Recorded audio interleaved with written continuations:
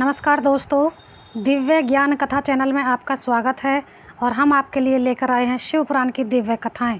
तो दोस्तों, आज का हमारा विषय है 5 कृत्यों का प्रतिपादन, प्रणव एवं पंचाक्षर मंत्र की महत्ता, ब्रह्मा विष्णु द्वारा भगवान शिव की स्तुति तथा उनका अंतर्ध्यान। तो आगे बढ़ने से पहले आप हमारे चैनल को लाइक, शेयर और सब्सक्राइब ज़रूर कीजिए और वीडियो के अंत में अमृतवाणी सुनना ना भूलें। तो बढ़ते हैं आज की कथा की ओर। ब्रह्मा और विष्णु ने पूछा, प्रभु, सृष्टि आदि 5 कृत्यों के लक्षण क्या हैं? यह हम दोनों को बताइए। भगवान शिव बोले, मेरे कर्तव्यों को समझना अत्यंत गहन है, तथापि मैं कृपापूर्वक तुम्हें उन विषय में बता रहा हूँ। ब्रह्मा और अच्युत, सृष्टि, पालन, संहार, तिरोभाव और अनुग्रह, ये 5 ही मेरे जगत संबंधी कार्य हैं जो नित्य सिद्ध हैं। संसार की रचना का जो आरंभ है उसी को सर्ग या सृष्टि कहते हैं। मुझसे पालित होकर सृष्टि का सुस्थिर रूप से रहना ही उसकी स्थिति है और उसका विनाश ही संहार है। प्राणों के उत्क्रमण को तिरोभाव कहते हैं। इन सब से छुटकारा मिल जाना ही मेरा अनुग्रह है। इस प्रकार मेरे 5 कृत्य हैं। सृष्टि आदि जो 4 कृत्य हैं वे संसार का विस्तार करने वाले हैं। 5वां कृत्य अनुग्रह मोक्ष हेतु का है। वह सदा मुझ में ही अचल भाव से स्थिर रहता है।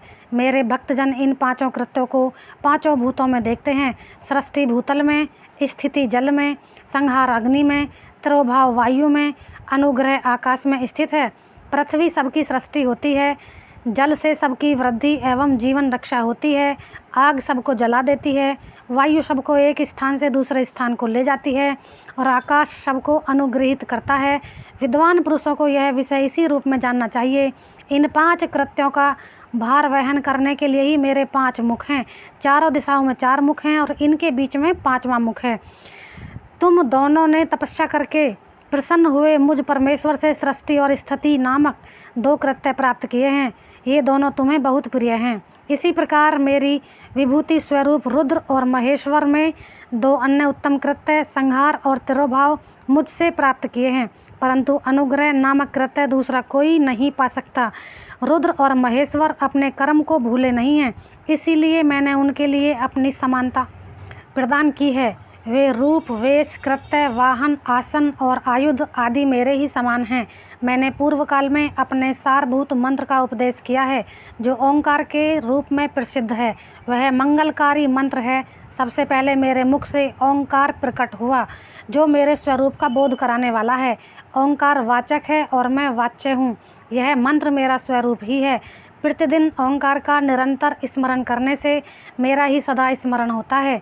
मेरे उत्तरवर्ती मुख से आकाश का, पश्चिम मुख से उकार का, दक्षिण मुख से मकार का, पूर्ववर्ती मुख से बिंदु का तथा मध्यवर्ती मुख से नाट्य का प्रकाट्य हुआ है।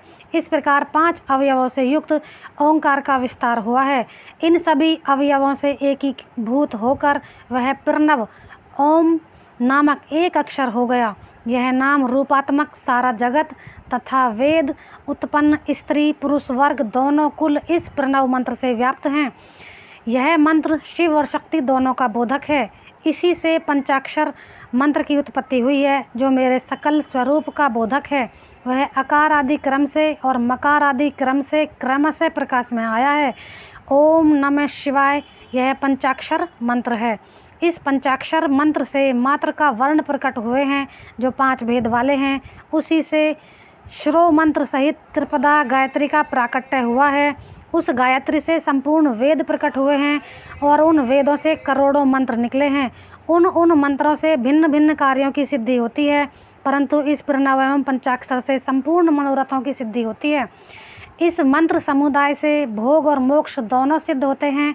मेरे सकल स्वरूप से संबंध रखने वाले सभी मंत्र राज, साक्षात भोग प्रदान करने वाले और शुभ कारक मोक्षप्रद हैं।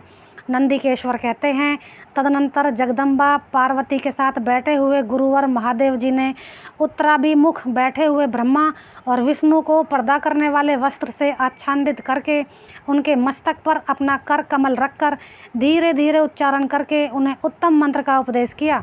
मंत्र तंत्र में बताई हुई विधि के पालन पूर्वक 3 बार मंत्र का उच्चारण करके भगवान शिव ने उन दोनों शिष्यों को मंत्र की दीक्षा दी। फिर उन शिष्यों ने गुरु दक्षिणा के रूप में अपने आप को ही समर्पित कर दिया और दोनों हाथ जोड़कर उनके समीप खड़े हो गए। उन देवेश्वर जगत गुरु का स्तवन किया।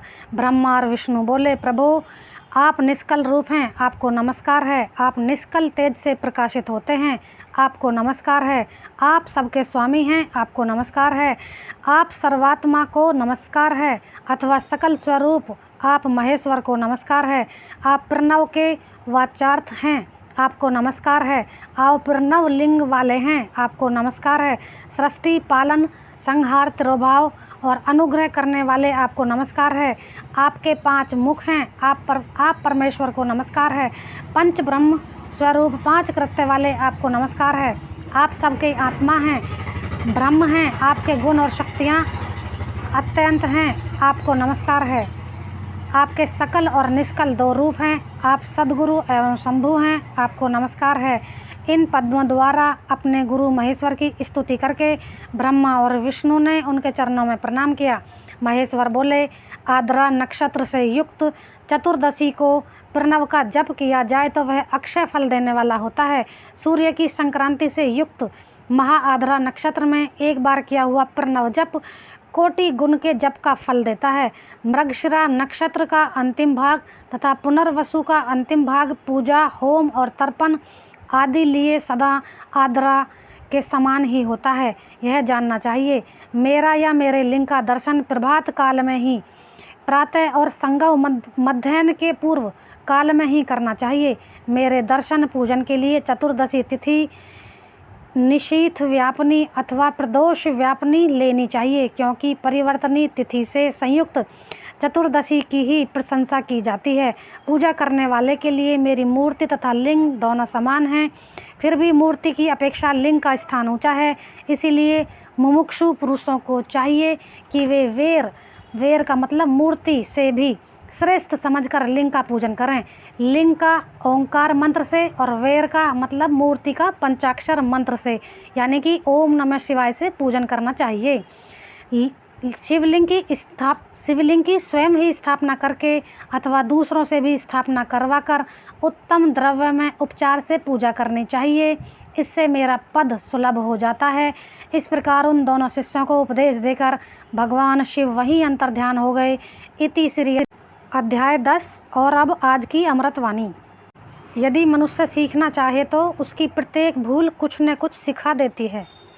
तो भक्तों, आज की वीडियो में इतना ही। कल फिर मिलेंगे आपसे एक नई कथा और एक नए अध्याय के साथ। तब तक के लिए अलविदा।